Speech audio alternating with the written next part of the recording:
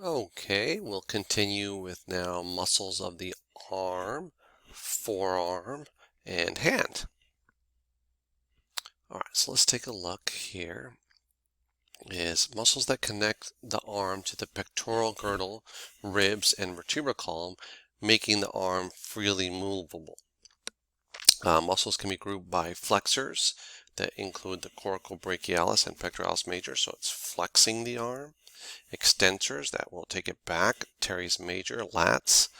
Abductors, remember that's abduction away, supraspinatus and your deltoid. And then rotators, which are known as your rotator cuff, subscapularis, infraspinatus, teres minor. Okay, so we'll go through these individually. Again, I've provided this chart here that's from your book, but if you look at coracobrachialis, where's the origin? Coracoid process of the scapula. Inserts on the medial midshaft of humerus, and it flexes arm at shoulder, adducts the arm, so it brings it in and flexes the shoulder. Your pectoralis major, which is here, inserts on the clavicle, the sternum, the costal cartilages of the upper ribs. It's found, inserts in the intertubercular groove right in here, that little groove right there. And your pec major will flex the arm, bring it in, adduct, and medially rotates the arm. Okay.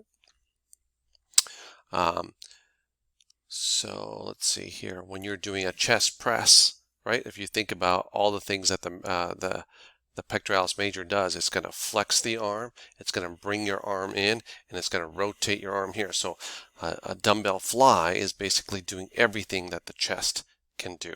Right, so I'm bringing it here, it's coming up into flexion, it's coming into adduction, and it's going to medially rotate the arm. So like a bear hug on the cable crossover. Boom, boom, is basically. So once you understand the action of the muscle, then when you go to the gym and you're like, okay, I understand that, I can actually target the right fibers and make sense. Okay, so let's look at the lat. Origin is spinous process of lower thoracic and lumbar vertebrae, iliac crest, and lower ribs. It inserts in the same place that the pectoralis major does. So they insert into that groove. But the lats, they extend the shoulder, they adduct, and medially rotate. So the lats pretty much do the opposite of pectoralis major in a sense that one is flexing and one is extending. So when I'm at the gym and doing a lat pull down, right? So instead of flexing, pushing this way, I'm bringing the shoulder into extension, okay? Adducts, that's bringing it towards you. So you don't want your elbows to flare out. You want to bring them in. So I'm out and then I'm bringing them in. That's adduction, adduction, and medially rotates. So it's medially rotating here. Okay. If I take my palms and I go this way, well, it doesn't really target the lats as much because I'm taking the component of medial rotation out. So now if I do lat pull downs this way, then I'll get more biceps. Okay, and then when I pull down, it'll be more biceps. If I do it this way, then you can do more lats. But they've done some ENG studies. Of course, you're going to do lats even if you have your grip this way because it's still extending and adducting the arm. So you're not isolating it purely just biceps. And remember, all these muscles work together. And that's the thing is you want to do compound lifts.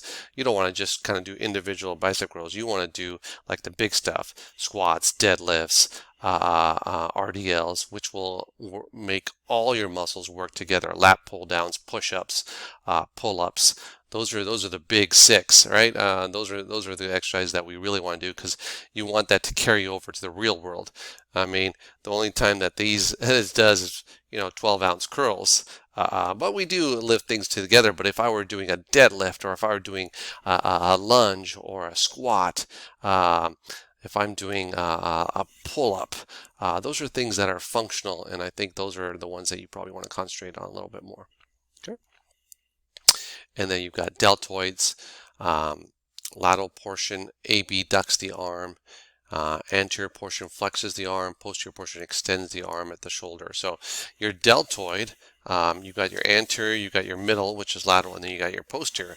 So like it says, anterior is going to flex the arm, the middle is going to abduct the arm, and the posterior is going to extend the arm. So really you will need to do 3 different exercises just to get the deltoid. A lot of times we get enough of pushing forward, but a lot of you lack the ability posterior, so you want to work your posterior delt a little bit more. Okay, and then you've got muscles of the arm, subscapularis, infraspinatus, teres minor. Now, you've heard of the word rotator cuff. Well, there's 4 rotator cuff. We call them sits muscles. You've got supraspinatus, infraspinatus, teres minor, and then the subscapularis, because they help the head of the humerus sit into the glenoid cavity. So those are your 4 rotator cuff muscles: supraspinatus, infraspinatus, teres minor, and subscapularis. So now we're going into muscles that move the forearm. Okay. Most forearm muscle movements are accomplished by muscles that arise from the humerus or pectoral girdle and connect to the ulna and radius. Excuse me. Muscles on the anterior side of the humerus cause flexion of the elbow. One muscle on the posterior side of the humerus causes extension of the elbow. Flexors are the biceps brachii, brachialis, and brachioradialis. The extensors is the triceps, and rotators include the supinator, pronator teres, and pronator quadratus. So if I want to flex my forearm, now we're at the elbow complex. If I want to flex it, my biceps here, my brachialis is here. So if I'm going to the gym and I'm doing bicep curls, if I do supination and here, I'll get more biceps. If I do pronation and bend this, I'll get more brachialis because it takes the biceps brachii out of the way. So it's good when you're doing the curls, you can do it 3 different ways to target these 3 different flexors. So let me give you an example. So if I'm just doing iso curls here, that's fine. And then I add a little bit of supination, that's all biceps brachii. But if I want brachialis, which is in between my biceps and my triceps, I'm going to do flexion with a pronated grip. So it's this way. And then brachioradialis is from here along the radius. So these are my hammer curls. Okay, so I really need to do 3 different exercises to target the different flexors. So if you're just doing this, you're neglecting the brachioradialis and the brachialis, and you kind of have a odd-looking arm. So you want to make sure that you're getting all 3 of these. Now, again, when you're doing a little bit of the curls, and say yes, of course you're going to get a little bit of brachialis. Yes, of course you're going to get brachioradialis. But if you wanted to isolate those a little bit better, then that's a good way to do it. The 3 different curls. Extensors are the triceps. Again, there's 3 heads of the triceps, so you would have to do 3 different. You can do the rope, you can do skull crushers, you can do bent over elbow extensions, you can do diamond push-ups, you can do all sorts of things to target the different heads of the triceps. And then the rotators are supinator. So as I mentioned, when I'm doing a curl, I supinate. Pronator is this way. So if I take a little dumbbell and I do pronation and supination, where am I here? There you go. Sup, supination, and then pronation. I can get a little hammer and just go back and forth, or I can get a 5-pound, 8-pound, and just go back and forth. And then pronator quadratus. So you have 2 muscles that will pronate here and 1 that will supinate. So if you're ever using the screwdriver, right? So I'm pronating and supinating. Boom. Boom. Okay. So here's muscles of the posterior arm. So there's your levator, but more importantly, here's your supraspinatus, which is part of the rotator cuff. You've got the infraspinatus, teres minor, and then you have a teres major. Now remember, the teres major is not part of the rotator cuff group. Okay, the teres minor is. Here is the lateral head because it's on the lateral side. You have the long head of the triceps, then you have a medial head of the triceps as well. So here's the trap, here's the deltoid, here's the subscapular, sub meaning underneath the scapula, so in your armpit. There's the medial border of the scapula here. There's the coracobrachialis. There's the short head of the biceps, and then the long head is on the lateral side here. And then there's that brachialis, which is underneath the biceps. Okay. Now, if you lift too much, you can get something, we call this the sign of Popeye. It just looks like Popeye's muscle, but this is not good because basically they tore the insertion, it can be this way or this way. So you can actually tear it from the origin, or you can tear it from the insertion, and depending on the mechanism of injury, and it ends up looking like this. Okay, and then they can repair it. If you're over a certain age, they may not even repair it. They say, hey, just live with it, because the recovery can be about 9 months to a year from this surgery here. Okay, had a patient that went zip lining, and he tore both biceps. I had another patient that was lifting a Christmas tree and tore the biceps tendon. So it can happen pretty much with anything, and you've seen it probably all the YouTube videos of bodybuilders tearing their biceps. If not, hit pause right here, hit YouTube, and hit biceps tendon tear lifting weights, and you'll be like, oh, that's not good. And you know, once you see it, you can't unsee it. So be careful, because it is kind of gruesome seeing that kind of stuff. Again, it doesn't pop out of the skin, but you literally see it tear, and then it just ends up just like that. Okay. Muscles of the forearm. Remember, I told you, that this is the flexor side and the extensor side. So all the muscles on this side, the palm side, are all your flexors. So think about the name, flexor carpi radialis. So it's going to do flexion. Here's my wrist, which is carpi, and on the radial side, flexor carpi radialis. Then I have a palmaris longus. So if I take my thumb and my pinky and I go like this, see that little tendon that pops right out? That's my palmaris longus. Some of you may not have this. They've found that through evolutionary changes, sometimes the palmaris longus is no longer present in present-day humans, because this is really for gripping, and obviously we don't do as much gripping as before, so we've actually evolved that we don't need it. And then you have flexor carpi ulnaris, which is right here. So flexor, here's the wrist on the ulna side. Here's another table that will kind of highlight the reason these are in red, because these are also in your worksheet. So you can definitely go back and work on that worksheet. So biceps brachii, brachialis, brachioradialis, and triceps brachii.